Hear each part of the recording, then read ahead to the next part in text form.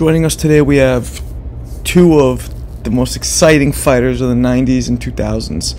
First, we have former lightweight standout Ivan Robinson, who had the Ring Magazine Fight of the Year 1998 and the Upset of the Year 1998 with his battles against Arturo Gatti. Ivan Robinson, Philly's own, in the house. Joining us, and Ivan, we have Brooklyn's own former welterweight champion of the world, Paulie Malignaggi, known for his battles with Ricky Hatton, Miguel, Cotto, Adrian Broner, and the list goes on. Let's chop it up with these dudes. What's up, homie? Good with you. Mighty Ivan. Mighty. How you doing, Mr. McCart? Bronco? Sure. You all right? What time is it in New York? It was 9. Oh, shit. It's exactly 9. Let me see. 9 o'clock. Ivan, you're in New York? He's in Philly. No, I'm in Philly, champ. Time zone. Same time. What's good with y'all, man? We're good, Wait. but we were talking about Paulie Malignaggi. Waiting on Paul. Nobody. Waiting on Paul. Huh? He's about to fight a YouTube guy. And? You know, what's the word Mockingbird? Like, what? I mean, any fighter that's fought like you and me, time we get into a ring with somebody who is not a fighter, we should sleep them or just beat the brakes off them. Hey guys, thanks for watching. If there's any fighters that you guys want us to interview, old school, new school, whatever, let us know, because we're here for you guys and we'll make it happen. Now just please take a quick second to subscribe and like. It's pretty impressive. Peace. Yep. Exactly.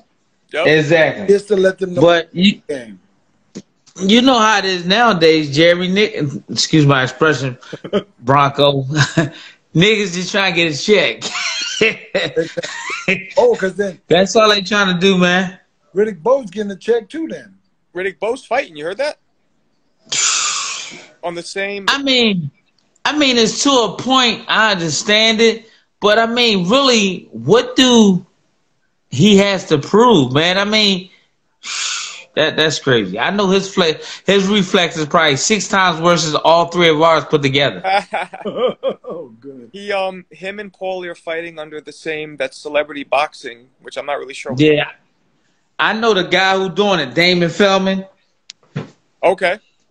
Yeah, I know Damon real well. I want to know what it's about, though. I mean, are they really getting some real money for that, or what's the deal? Yeah. What is real money for a guy like Riddick Bowe? I mean, that must. I mean, I don't know what his finances like, but from what I'm hearing, he don't have a lot of money. So I guess a $5,000, $10,000 check is good for him. Wow. Would you ever get back in? Hell no, Brian. No, don't you do that, man. Don't you do that. Don't you do that. No. Don't you do that. And I couldn't do that anyway because Jeremy probably smacked the hell out of me. That's my boy. Ivan's like a super cruiserweight these days. Oh, shit. See, you play too much, Jeremy. What? Half man, half amazing. What you step on a scale right now, what does it look like? I stepped on a scale last week. I was at 205. Super cruiser. What? 205, man. That's bridge. Well, that's the MMA light heavyweight. You're good, man. That's a bridge. All right. Yo, but man, that's a fat guy weight in boxing. And you got one of the best prospects out of Philly right now is Jaron Ennis. I know he terrible, man. He's really something to reckon with. I remember that kid when he first stepped in. When he first came in the gym, his dad brought him in the gym. He was about 4.5. And you know when you get little kids in there doing their little thing, you all super happy about it and like, oh yeah, he gonna be the next champion. But then when he started beating up on guys in the Pennsylvania Golden Gloves and start making a name for himself, you had to be like, man, look, that's that time.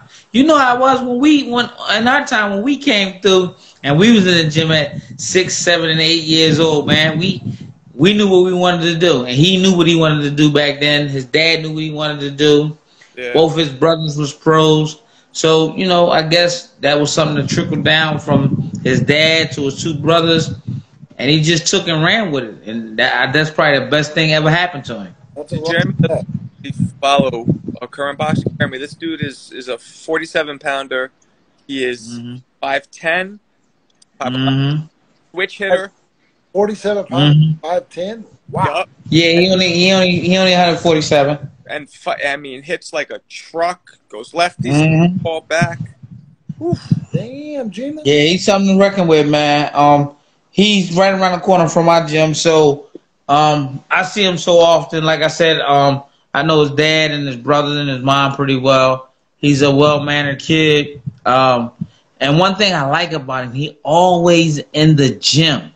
I mean, even if he's not fighting, he's still in the gym training. And then he always helping the youth. He has a lot of young kids that, you know, follow him, admire him, and just love him. So he's like at every fighter's fight. He's always, if he's not in the corner, he's in the crowd. So he's a pleasing guy, man. He's a very well-known guy, and I like him because he's very humble. And that's something I try to tell a lot of my fighters nowadays. You know, like when we came through our sport, when we was in the early 90s, late 80s, we knew how to be humble with it. You know what I'm saying? Like Bronco, I followed you, and I was all the way down here in Philly, you know, and people didn't understand why I followed you so much. I mean, you was just a rugged, tough guy, excuse my expression, took no shit, and just what it was. Jeremy was just, Jeremy was just like, excuse my expression, fuck it. I'm going to just knock your head off. It don't even matter. Well, let me. You know, and I knew Jeremy since the amateurs. Let me correct you. I think you think I'm Bronco McCart, which I'm not. What I call you? I said Bronco? Yeah, I'm not Bronco McCart. Huh? What'd you say? Yeah, Bronco twice. Oh, I'm sorry. It's okay. Huh? Marco. Bronco. Not Bronco. Oh, okay, my bad. I've been hit too many times. You know what I mean? Do you talk to Meldrick Taylor at all?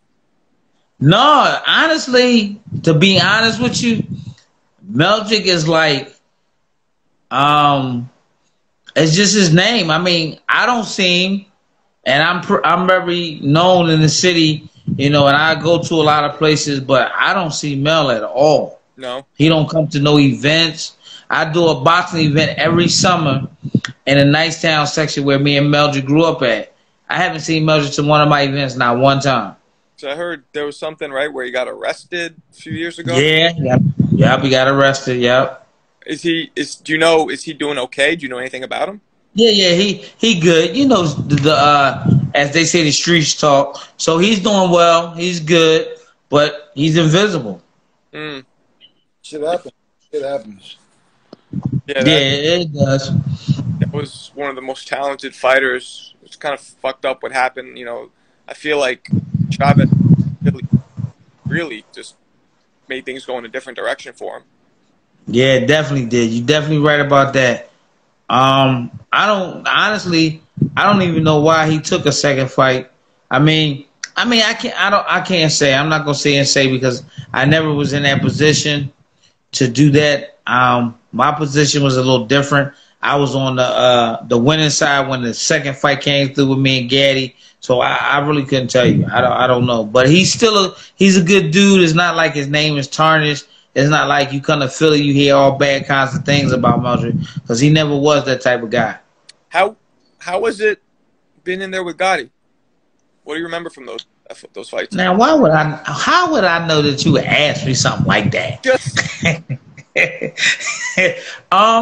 It was exciting. I mean, that was my first big fight that I had to fight with Philip Holiday on HBO that I thought I won, but I didn't win it. That was the Gatti fight was my coming out party. You know, I knew what I could do. I think other people knew what I could do, but it was like to the point they wanted to know, was the Ivan Robinson going to really come into the fight and beat Ivan Robinson? And it shocked a lot of people. You know, I mean, I planned to. Well, I ain't gonna say I planned to fight because I never even thought about the fight happening because it was crazy. Just like a year and a half before that, me and Gaddy was in camp with Pernell Whitaker, getting Pernell ready for De La Hoya. And it was crazy. Me and Gaddy never sparred. We always worked with Pernell. Always. So I never looked at me and Gaddy fighting. And even when he was on his A game and he was at the top of the pivotal as that guy, I never even thought about fighting. And we was promoted by the same management, promotional company, which was Main Events. So I never thought it would happen. But when it happened, it was like, excuse my expression, sit on the taller than shit or he would get off. And that was my coming out party because he was the fighter that I needed to beat. You dumb. To show my talent. You guys know as well as I know, styles make fights. And I think that was a bad fight. There was no way in the world that Gaddy was gonna beat me unless I just had a real bad.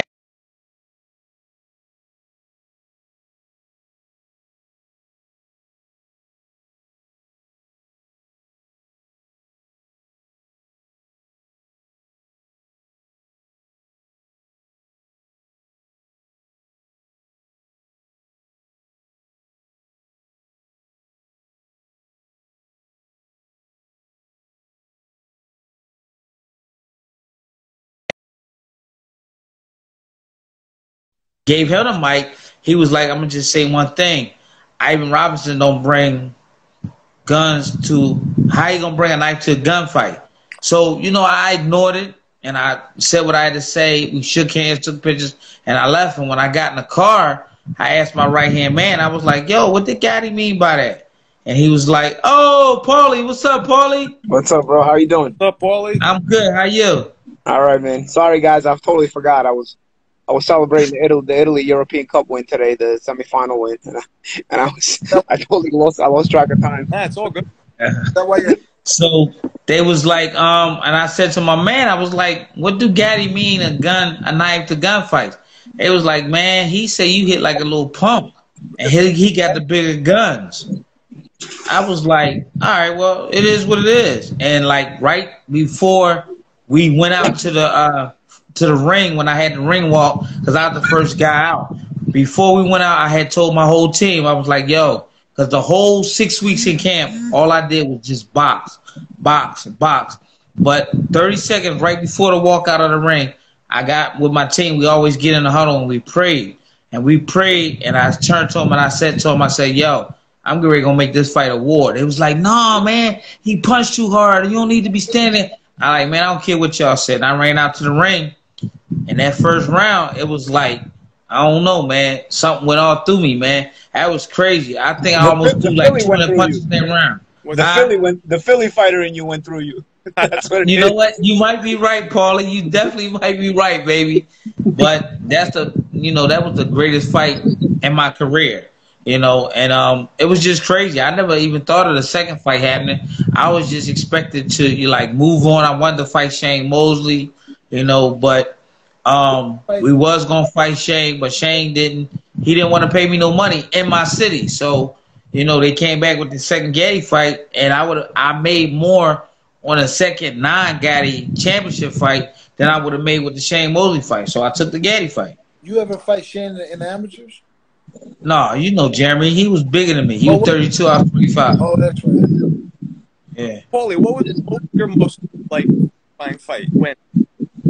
My most biggest win, my most memorable win. Yeah. I don't know, probably either one of the title fights. You know, I think the Zinchenko fight meant a lot to me because I had to go to Ukraine. US TV wouldn't buy me. It was for the world title, and people were basically trying to use me as like an American name fighter for him to defend against, because he had made like 6 title defenses, and basically he was looking to get a win over a recognizable American fighter so that he could come kind of fight in the United States afterwards. So they US TV didn't even buy it. I was pissed. I was annoyed. We couldn't win the purse bid because was a mandatory contender. So when they won the purse bid, I had to go to Ukraine to fight him. And so I was thinking, I actually went there thinking I was going to get robbed, but I said it's out of my control, so just box my best fight, and if they rob me, they rob me. But you know what? I'm going to give my best performance. Sometimes people say, oh, we'll take it out of the judge's hands, knock the guy out. But if that's not your style, you end up getting yourself knocked out in the process, you know? So I said, you know what I'm going to do? Instead of taking that approach, I'm going to fight my best fight. And if they rob me, they're going to have to say, yo, that little motherfucker could fight. You know what I mean? You know what? They may rob me, but they're going to leave saying, yo, that guy could fight, you know? And that was just my intention. I wasn't. I mean, I don't get a lot of stoppages, so I didn't think I was going to stop him. Right. So I just thought I'm going to box his ass off and just dazzle him and dazzle these people. And then if they choose to rob me, you know, they'll know, wow, that guy could fight, you know. And then I knew since American TV wasn't buying me anymore, if I didn't come back with a title, American TV would not buy me anymore, you know. So he'd not buy me. So I knew it was kind of like my last stand. I said, you know what? If you're gonna go out with your best performance. If they rob you, they rob you. And they made it on like a little BS pay-per-view in the US. I don't think anything on a Sunday afternoon, and it was like, you know, like a local pay-per-view type of thing. And in Ukraine, it was a big fight. You know, it was you know, he was the world champion. He had the WBA title, and he was undefeated. He had been an Olympian. Hadn't really fought a high level of opposition, but in his country, he was kind of like, you know, the man at that time. You know, so. What about the fight? What about the who? The Zab Judah fight? Yeah, that was a big local fight. You know, I think they made that fight maybe a little bit late. They tried to squeeze one last little bit of little drips of juice out of us. You know, because they made that fight right after I lost the Broner fight, and Zab had just lost to Danny Garcia, but we had both lost competitive big main events, you know, like Zab had comported himself well in the Danny Garcia loss. You know, he'd really had a few big rounds at the end, and had bloodied up Danny and had shook him up a little bit late in that fight, you know, but he'd lost the big majority of the early rounds. But since he closed strongly, it was a moral victory for Zab. Right. And then with my fight with Broner, it was a controversial decision, and I'm thinking I'm going to get the rematch, and it didn't come my way, and nobody even like lobby for it on my behalf. You know, it was part of the reason why I ended up leaving Golden Boy for Al Heyman, you know, because I was like, yo, these people, I did all this for them. I went to Ukraine and brought home the title, and they're not even, like, this is a controversial decision. They're supposed to be one to make this rematch, you know, and nobody would lobby for it. So I was like, you know what, if it's just business, then it's just business for me too. And I left, you know. So when I left, Al and Sam wanted to make the Judah fight, and I was kind of disgruntled because it was going to pay about half as much that I made for Broner. Still good money, but it was half as much. And I'm like, nah, man, I'm done, man. Screw this. I'm done. I'm supposed to be getting double the money I made for the Broner fight. Instead, I'm making half the money I made for the Broner fight. You know, no way. No way. I should still have my title, you know? Yeah. And eventually they were like, nah, you get this, and we'll get you paid afterwards. Don't worry. You just got to win this fight. And eventually they just, you know, they talked me into it, as all fighters tend to get talked into it, because, you know, you either fight or you don't get paid, you know, so you either fight or you're done, you know. So when I looked at it, I'm like, where am I going to make this kind of money anywhere else? It's half of what they paid me in the Broner fight, but I'm still not going to make this kind of money anywhere else, you know. So I was like, all right, I'll take it. And so it was it developed, it was like a big barbershop fight, you know, like all the barbershops talking about that fight, you know. I would go into the barbershop and everybody had something to say, you know. Yeah. Let's go forward. What the F you got going on now? Now nothing, man. You know, I'm discussing some things with a couple of people. I can't put it out there yet. I may be back soon. I'm in some talks with a couple of different people. I can't put it out there, but something will be out soon. Otherwise, what I am doing right now is just doing freelance work. Like I'll do a freelance job here and there, commentating small gigs and whatnot. But I am in contract discussions with a couple of sides, and I may have something coming on soon. But in the meantime, I'm doing a lot of freelance work. I even did some freelance work. You know, with BYB and a couple of small shows as well. You know, just something to keep me busy and keep me sharp, so keep my tongue sharp, so to speak. You know, one thing. I also got this YouTuber guy that ended up developing into something that I'm probably just gonna. We just did the deal to do a fight, do an exhibition fight in October. So I might just whoop his ass in the process, because that's the kind of guy that I could probably whoop his ass without even training, you know. Or or not even. I don't necessarily have to do a training camp for that kind of guy. You know. Is that fight? You know, Paulie. Y'all know Paulie is the gift of gab, man. Paulie is one of the most underrated fighters that can talk, man. Paulie, that's what brought me on to you, man. You just talk so well. Paulie, that Corey B thing, like 100% is happening. Yeah, it's done. I mean, I got to iron out a couple little things, but it's they've got a date and venue October 10th. I've got to iron out a couple of things, but it looks like it's done. It's it picked up more steam than I thought it would. Honestly, man, I thought it was I thought it was gonna be some guy that I found when I found him, I was gonna smack the shit out of him, you know. But instead, it turned out into something where it picked up. I don't know, but we live in a weird generation, bro. These kids today get interested into the weirdest stuff, man, and it just picked up and picked up and picked up. So you know what? I can make a check out of it. I'm gonna beat his ass. For people listening and watching, Corey B has never. I don't think he's sparred more than 5 times. I mean, it's good. I mean, I told him I'm good. You guys of my generation are a little older. So you guys have probably seen this movie. A lot of young kids haven't. The Great White Hype. You seen that movie? Great White Hype with Damon Wayans. I told him, bro, I'm gonna do you like Damon Wayans did Peter Berg in The Great White Hype. You think I'm kidding? That's how I'm gonna do it, bro. I'm gonna record myself smoking hookah. Look, I got the hookah out right now. This is how I'm training for Corey B. And then I'm going to show up and I'm going to knock him out with a body shot. I told him I'm going to use my left hand on you. And I'm going to hit you with jabs, hooks off the jab, and I'm going to stop you with a body shot. You're going to see. I mean, he doesn't stand a chance because it's crazy.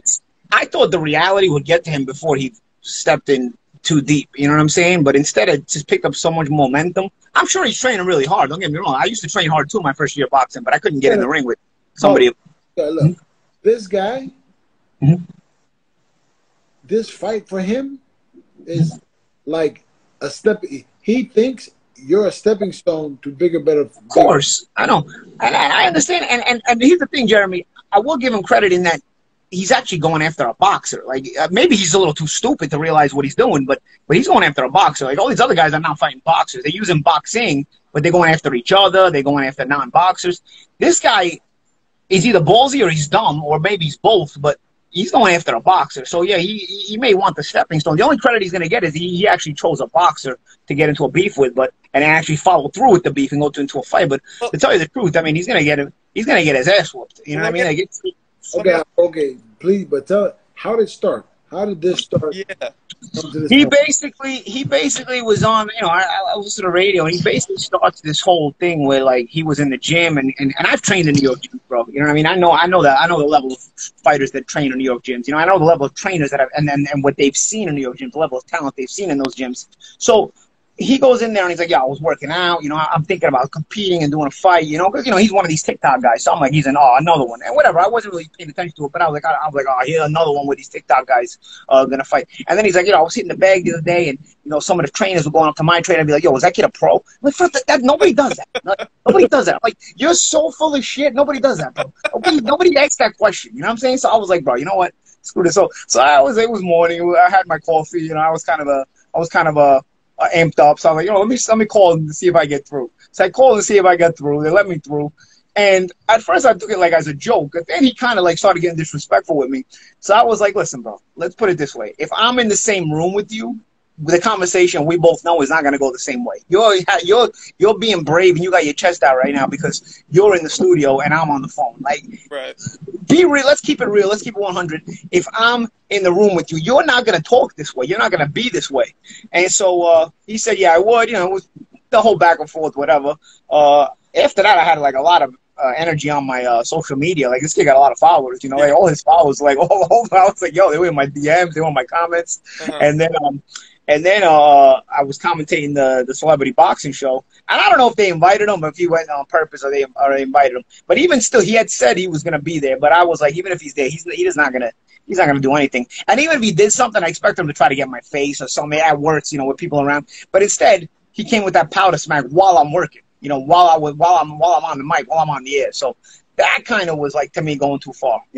So he smacked you in the back of the head with alcohol. So how annoyed when he hit you? How pissed were you, or were you not? I was aggravated. I turned around, like I took the headset off right away, because there's somebody sometimes somebody taps you and it's like, yo, what's up?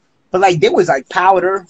It was kind of a hard smack. So I'm like, what the fuck? I took my headphone off, because even if it was gonna be somebody I knew, I was like, yo, my man, don't do that when I'm working. You know what I mean? I was gonna be like, even if it's a friend of mine or somebody I know, don't do that when I'm working. You know what I mean? But I turn around and take the head, and it takes me a second to realize, and then I turn around, I look to my right, and he's already running. He's already taken off.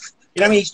He's talking, but he's already taken off. So I'm like, oh, no. So my instant reaction was to go after him. But by the time I got to him, security also got to him, because security got a head start. When he smacked me, security already saw that and was on their way there. Me, so they got an extra second or two head start on me. By the time I got to him, so did security. He was holding my right arm. I had him in a headlock. I was trying to get my right arm free to punch him. And whatever. It kind of just became a melee. So he got what he wanted out of you. Yeah. I mean, that's what I guess he thinks he did, but his ass signed the. His ass wrote a check. His mouth wrote a check. His ass can't cash though, Jeremy. That part hasn't happened yet. Yeah. The part is he wanted your attention. He worked, and you get into his plan. Yeah, I guess so. I mean, I didn't. Bro, I didn't anticipate it to go that far. You know what I'm saying? Like, yeah, okay, maybe I went into his plan, but I didn't. I think once I called the radio station, I think maybe he saw his opportunity there. You know. Do you think that he really thinks? Because I hear him saying he could beat you. Do you think he? Well, I think you know what it is. I think the problem is, people that I hear a lot of people talking, even on my comments and stuff. That I didn't have a lot of knockouts and I have bad hands and stuff like that. So I really think people they've never really been in fights. Even if the guy doesn't hit hard, when a guy can't punch, it's not that the punches don't hurt. It's that he doesn't have concussive power. When somebody doesn't have, when they say punch, a guy can't punch, it doesn't mean he's hitting you with caresses. You know what I'm saying? The punch is a punch is a punch. A punch still hurts you. But it's concussive power. It shakes you. Wow, that's what the difference between a guy that can punch and a guy that can't punch. Even a guy that can't punch, if he punches you in the mouth, you're not gonna like the feeling. It's gonna hurt. You know what I'm saying? So I think people that never been in fights, they kind of get this whole thing in their mind where they keep hearing a guy can't punch, guy can't punch, guy can't punch, and they really hear the pillow talk and the pillow hands and all that stuff. And I really think they start to believe it. They start to believe it's not gonna hurt when they punch them in the mouth. You know? Do you think that people believe it?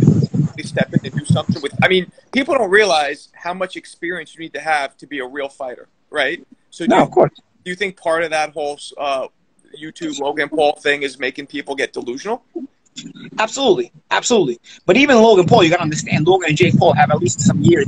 Yeah, they're still overrated and overhyped, but they at least have. It's a big difference when you've been boxing 1 year and when you've been boxing 3 years. Like those guys have been boxing 3 years now. Those first years you're boxing, you make larger amounts of progress every year if you're dedicated, so it's not like when you're boxing 10 years and you're boxing 15 years, the progress is very, very small increments because you're already there.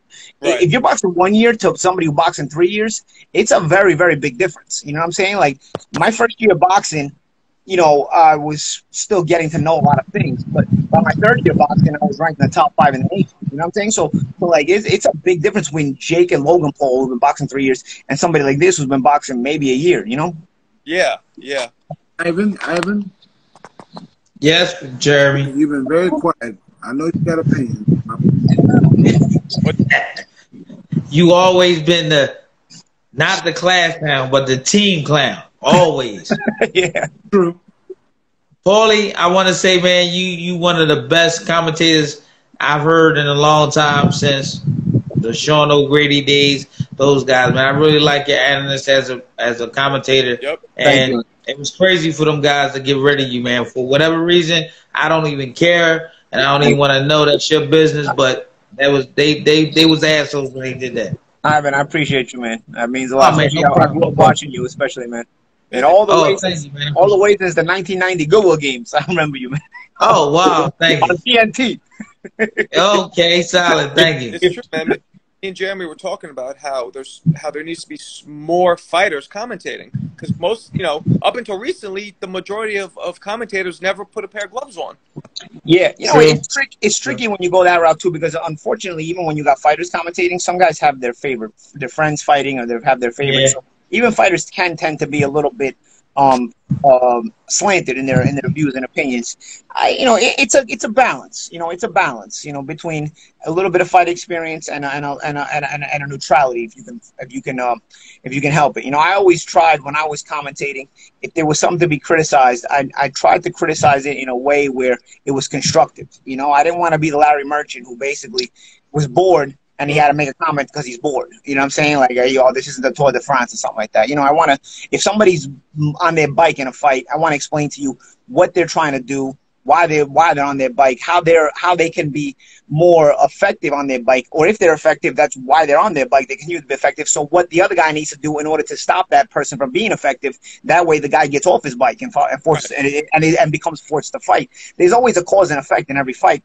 So the analyst's job is to break down that cause and effect. It's not to be just as bored as a person who doesn't understand it. The analyst is supposed to understand what's going on, regardless. You ever seen Joe Rogan call MMA fights? You got two guys laying on the ground for 5 minutes, and he's talking about the ins and outs of the effects of a jiu-jitsu hold. Look at how he's looking to grab the arm. He's looking to put this in a lock, or look, he's got an opportunity for a triangle choke here. Look, that's what he's looking for. I'm watching it. I wouldn't know what the hell's going on, but this guy's breaking down, with the openings they're looking for in that little hog on the ground. You know what I mean? So the boxing analyst's job is the same. You know what I'm saying? There's a cause and effect to everything, and you're supposed to be able to break that down to the fan and to the viewer in layman terms as best as possible. Right. And only a fighter who's been in there, also there's certain things that you just, you can't thought experience it, you know what I mean? Yeah. No, of course. Even some of the mental and the emotional aspects of it. Guys people like, oh, why didn't he do this? And why didn't he just? There's a mental and emotional stress you're under in a fight. You know what I'm saying? Like, sometimes you don't think to do that, or it doesn't come out the right way. Like, it's easy from your couch to say that. You know what I'm saying? Like, and then sometimes even in fights I was in, I'll look back at them and be like, man, why didn't I do this? Because in the moment, there's an emotional distress that's affecting your decision making. You know what I'm saying? It's not the same as somebody watching it out there. So a fighter who's done it can explain that to the people. Yeah. So I'm not asking for a number, but does this celebrity thing pay well? Is it going to be a good little paycheck? It's not crazy money. It may have upside if it sells well. I'll be honest with you, but it's also not something that I have to break my schedule for. You know what I'm saying? Like I can train regular. I don't have to train like a training camp. And basically, it's like I'm hanging out, and I can just show up and get into a fight on October 10th and get paid for it. You know what I'm saying? Like, for me, it's basically like I don't have to really change my schedule around that much to where to my average to my everyday life. But on October 10th, I'm going to show up there and I'm going to get into a fight. You know what I'm saying? And I'm going to beat somebody's ass. You know what I mean? Like, for me, that's how I look at it. So that answers my question with the Riddick Bowe situation. Yeah, you heard Riddick Bowe's fighting too, right? Yeah, I mean, I would assume they're getting Riddick somebody who can't really fight. You know what I'm saying? I would assume that. Got to be, and then you gotta figure he getting a check to pay for gas and electric and that stuff. Yeah, because Riddick is always gonna be a big name, but I don't know. I haven't heard the ins and outs of that fight. If it's even happening.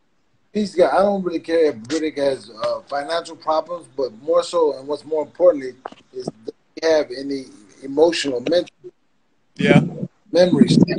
Like, that's what I'm asking. I haven't talked to him and he's not. He doesn't seem the most sharp as he's been before. That he's not. No. He maybe shouldn't be fighting at all, right? Personally, on a personal decision, I don't think he should. No, I don't think. No, I don't either. No. But I'm saying, where do these guys get the audacity? I'm gonna say, where these guys get the audacity to bring these guys back and put them in these rings? You know what the issue is there? The exhibitions don't have sanctioning commissions. You know what I'm saying? Because they'll use something like bigger gloves, or they'll do less minutes in the rounds or less rounds. You know, like Mayweather and Logan Paul did. You know, you kind of swerve. You're able to swerve the commission if you don't sanction it as a professional boxing match. You know. What's yours going to be with Corey? Is it what are you wearing headgear? That's what we're still working out. You know, I love to be no headgear. I know we can't wear 8-ounce gloves, but I'd love for it to be 12 at least. You know, at most 14s. I love. You know, they're trying to make it heavier, so they know I think they know what they got themselves into to a degree. You know, no matter how they talk in public. You know, they're trying to make them heavier than that. You know. Do you know how many? I'd like for the gloves to be small as possible, and I'd like there to be no headgear. You know, if you need a reality check, it's best to get the right reality check. You know. Paulie, go ahead. I was gonna say, go ahead, Jeremy. How many rounds are they doing? That's what we're working out too. Now those things still have to be figured out. Sorry, Jeremy. Go. Historically, you're not a puncher. You're more of a boxer mover. Yeah, and that's what and from what he's saying, he knows that too. So you know, I got paper hands. My hands break. So you know, somebody who's never to think that a former world champion, just because he doesn't have a lot of knockouts, they have a chance is so. Yeah. I mean, I didn't win my titles playing tag. You know, I still had to get some kind of respect in there. You know. Yeah, it's insane. So do you not like this guy for real, or? I think he's a little bit retarded. I don't think he's all there, man. Or maybe this generation is a little bit off. You know, I don't know, because you gotta see the comments I get. He got a lot of support, bro.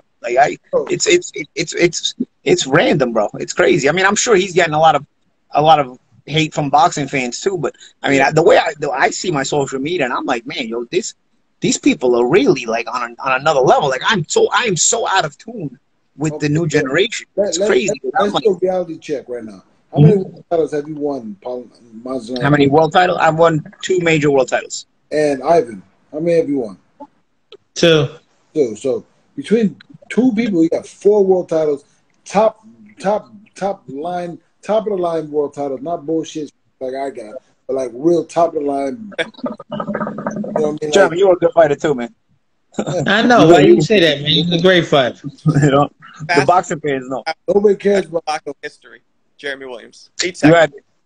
But half man, half amazing. We know. Yeah, you had one of the best nicknames too. Yeah, I know, right? That's crazy. When I heard that, I was like, Jeremy. Yeah. What Jeremy? Not my Jeremy. Oh my God. I thought maybe you was in some type of car accident or something, and you had some limbs pulled out of you or something. Yeah, put some metal on my shit. Anyway, we're talking about that. We're talking about you guys.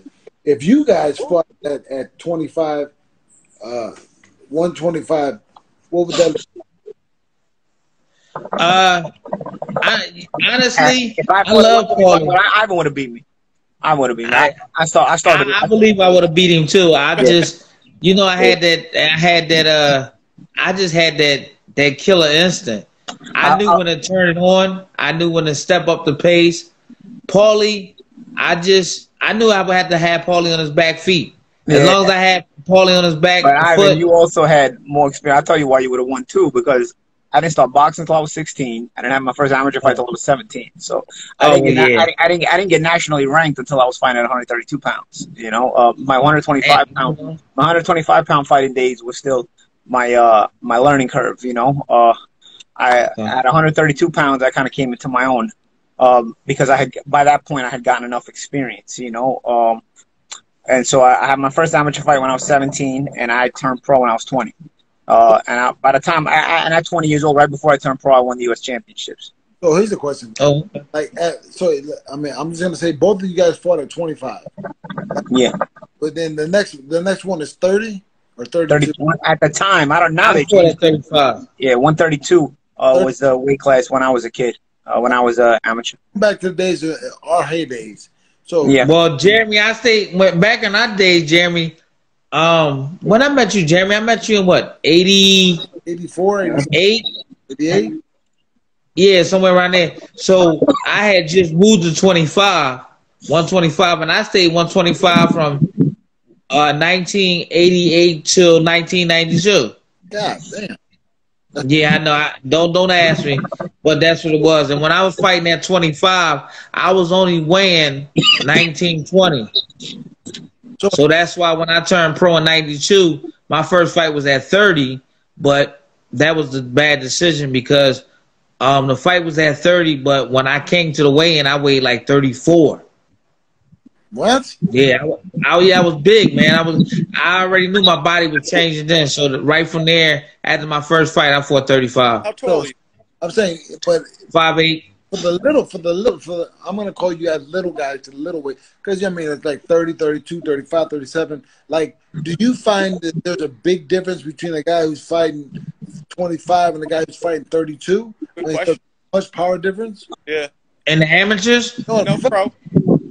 And the amateurs, honestly, I can't really say because I think the hardest guy I got hit by, it was at 25, was De La Hoya when I fought De La Hoya. Then I messed around, in the trials. When the trials was getting ready, the 92 trials, I sparred Shane Mosley, and Shane Mosley, he was a great fighter. He hit me with a good shot too. So. Well, Shane was at 39. Shane was at 32 at the time. He had moved up to 39 after that. So and you know how Pat Nappy used to do us. He used to have us fight, spar one up and one down. Paulie, who you think is the hardest punch you ever been in there with? Miguel Cotto. Miguel Cotto was the hardest puncher I ever got in the ring with. Between him and at 140 pounds. Cotto had almost exclusively knockout wins. He was very heavy-handed at 140 pounds. So, y'all ain't asked me about the pros. But, yeah. So like, and the amateurs? As a professional fighter, fighting at 32 and 39, was there a big difference between 32? When I turned pro, I thought I was going to turn pro at 130 pounds, but I could barely make 132 by that point, and so my team convinced me to turn pro at 135. So that's what I did. I kind of had still wanted to make 130, but the struggle was getting too hard to make 132. So I was like, I'm never going to be able to lose those last 2 pounds. So I turned pro at 135. My body was still in that fill-out mode at that time. So I only lasted about 7 fights at 135 pounds, and then I went to 140, and that's where I stayed for a bulk of my career. But from 135 to 140, I didn't really feel a big difference because I think it was more comfortable for me. I just was I was dying to make 135. It was actually becoming counterproductive. So at 140 pounds, the move from 135 to 140 was not a big deal. The move from 140 to 147, however, because now I'm not growing anymore. The move from 140 to 47 is just aging. You're putting on aging weight. Your metabolism slowing down. I mean, that becomes more difficult. When you're not growing, it becomes more difficult. I think when you're in the growing years, the moving up in weight kind of fits you because your body's physically growing. When you're moving up in weight, when you're past the growing years, I mean, I'll be flat out. If you're doing it that often, you're probably on some good shit. You know what I'm saying? Because you feel the shots, you feel the physicality. I felt it in the clinches. I felt it in the power. The move to 140 to 147 was a much more difficult move. Because I didn't grow into 147. My metabolism wasn't letting me make 140 pounds anymore. I was almost 30 years old by that point. I mean, Ivan, that move from your first weight to the next weight up, did you feel a big difference like he did? Not really. I moved from 30 to 35. I think that was the proper move for me because I was going into 135. So yeah, you were still young, right? Ivan, how old were you? I was still young. I was only 22. Yeah, you're still filling out. Those are the still out years, still. Yeah. I mean, but I did have. It was crazy though. I moved up one fight from 135 to 140. I fought what's his name? The Diaz brother. And I think it was Antonio Diaz.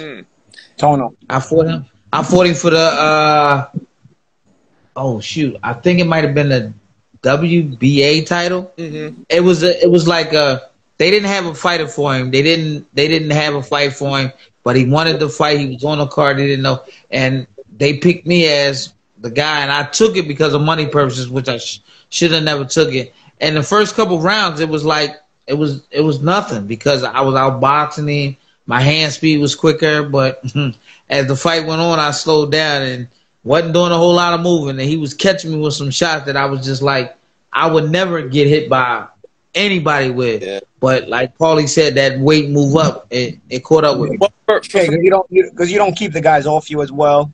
Yeah, right.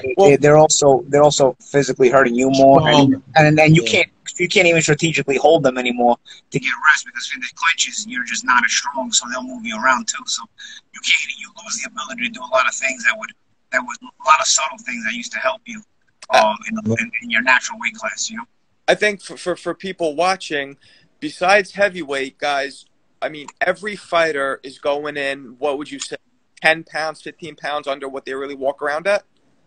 But see, you know, I'm glad you asked me that too, because, you know, it was crazy how I think it was set with Gatti, because Gatti was one of the fighters who would make weight, but he would blow up 20 pounds within the fight. Like we fought at 130, we fought at 135. And, you know, back then when we weighed in the day before the fight. You had to make your weight, or if you did make your weight, you had to sweat it off or whatever. Mm-hmm. Or if you didn't sweat it off, you get fined for it. Me and Gatti weighed in this was when I knew I was at my best. I weighed in at 133 and a half. Gatti came in at 134. The fight was at 135. The next day, I don't know how the hell he did it. The next day, he came in for the weight because they had us pre-weight. That joker came in at 160. Woo! Yeah, Gatti used to do that, man. That was crazy. Came in at 160. Well, like, and I swear, Gatti and besides Julio Cesar Chavez, him and Gatti were the only two that ever hit me that really stung me. But when Gatti hit me with that left hook in that 10th round, man, I felt all 160 pounds of that. Shit. Well, Ivan, you add in between weigh-ins, and the next day, I mean, after the weigh-in, how many pounds did you typically? I think I came in at 39. I was on weight. I was like I said, that first Gatti fight was probably, even Paulie could say it, probably all three of you probably know it. That was the best shape that I was ever in. I went to camp for 8 weeks. I had a conditioning coach. I ate proper. I went to camp. I did everything right. So I was in tip-top shape. It was no way that, like I said, I was going to lose that fight unless Gatti would have killed me that night. And he tried in the 10th round, but I was just in tip-top shape. But like Paulie said, man, when you when you moving up in a different weight category and you got a guy that's already been in that weight class and he know all the particular things to do to move you around, push you around, hit you. Gatti was known for hitting you on the hip with a cup. Mm-hmm. On the cup. The second Gatti fight, Gatti hit me so much in the cup. After the fight, I pissed blood. Well, do you guys think that weigh-ins should be done the day of? No, I think the weigh-in should be done the day before, because it gives the fighter more time to rejuvenate, to rehydrate, and to get back to where he needs to be. But I think they need to keep the weight allowance.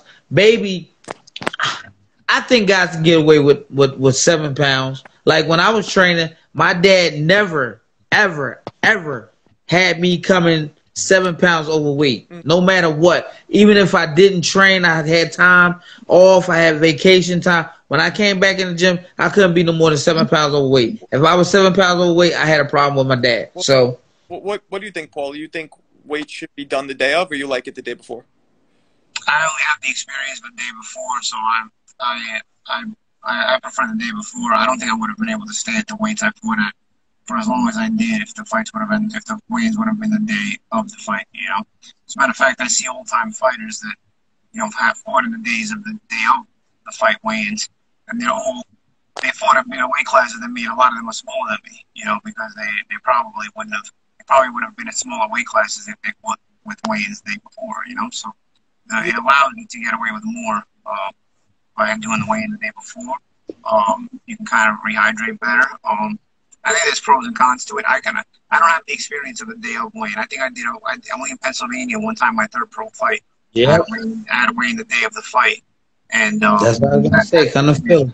Yeah, so I mean, it was it was a really career, you know, with a 4-rounder. So I mean, I can't really say it was a big difference. So, but my experience is day before the fight weigh-in. So I have to pick that because I don't really have anything to compare it to. You know, I don't know how I would feel having to win the day of the fight. I guess I bring it up because, like you were saying, Ivan, you know, with Gotti and a lot of fight like that. I remember De La Hoya was doing that when he was fighting 5. He would weigh in at like 55 the next day. And I remember Corte would get big, guys like that. Yeah, I remember. Yeah, and I mean that takes a toll on the fighter's body. Mm-hmm. I really don't know how, you know, guys do it because I've heard rumors about Gatti how he would gain so much weight and then he would break his body down during camp to get down to the fight, and the day of the fight he would make weight, but as soon as he get out the weight, they're running to the hospital and sit him in the bed all night and IV him back up. So, you know, it's just crazy because I don't understand how a lot of these guys walk around at these bigger weights, but they make their weight the day of the fight. But then they blow back up to 20 and 30 pounds. Yeah, I think there should be a 7 to 10 pound limit that anybody can get from the day after, or from heavyweight to anybody. I think it should be a percentage because I think lower weight classes, 7 pounds is a bigger percentage of their body than higher weight classes. I think it should be a set percentage of your body weight you can gain back, if that makes sense. That way it's the same for everybody because 7 pounds means more to a smaller guy than to a bigger guy. You know, a bigger guy may want to weigh more. You know, but if you have a certain percentage of your body weight, then everybody's under the same stipulation. You know, that you're allowed to get back. But guys, I gotta actually get going, guys. Yo, but thank you for having me, and I'm sorry I was late tonight, man. Don't worry about it, man. I appreciate it. Mighty, that's good. Nice seeing you, Paulie. Take care, baby. All right, thanks for having me on, guys. I appreciate it. Yes, sir. All right, later.